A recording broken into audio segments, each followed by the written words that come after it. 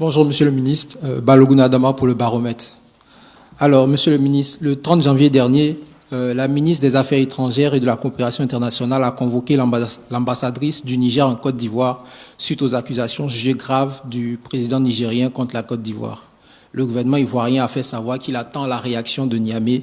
Est-ce que cette réaction est arrivée? Sinon, quelle suite le gouvernement entend donner à cette affaire? Aussi, ces accusations ne sont pas nouvelles du côté de l'AES. Qu'est-ce qui explique cette fois cette démarche diplomatique ivoirienne? Merci. Merci. Son Excellence, Madame le ministre d'État, ministre des Affaires étrangères, a effectivement reçu Madame l'ambassadeur du Niger pour lui exprimer une vive protestation. Un courrier de protestation a été également adressé. À ce jour, nous sommes en attente donc de la réponse à ce courrier. Oui, vous avez raison que ce n'est pas des accusations nouvelles de la part de l'AES.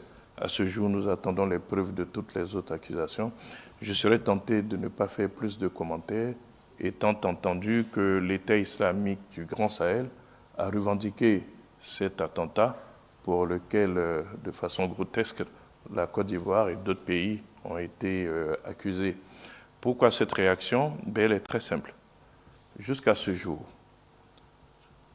ces pays de l'AES qui accusaient la Côte d'Ivoire n'ont jamais mêlé le nom du chef de l'État à leurs accusations fantaisistes. Nous refusons, de quelque façon que ce soit, que l'image de celui qui incarne notre pays soit brocardée. Tant que c'est une accusation globale du pays, nous avons estimé qu'il n'y avait pas de réponse à donner, étant entendu que le pays n'avait, rien à se reprocher, et que ceux qui portaient ces accusations n'ont jamais fourni aucune preuve.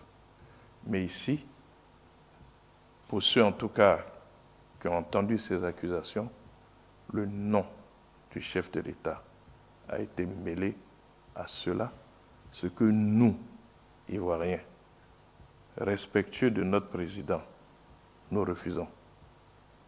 D'où cette réaction, parce que l'acte d'accusation a été différent. Pour la suite, nous attendons la réaction.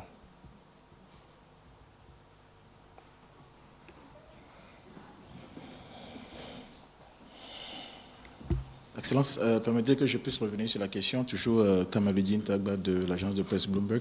Après que le Niger ait accusé la Côte d'Ivoire, surtout le président Alassane Dramane Ouattara, quelques jours après, l'agence de presse russe a confirmé l'interférence de certains pays dans l'attaque comme ce qu'on appelle au Niger.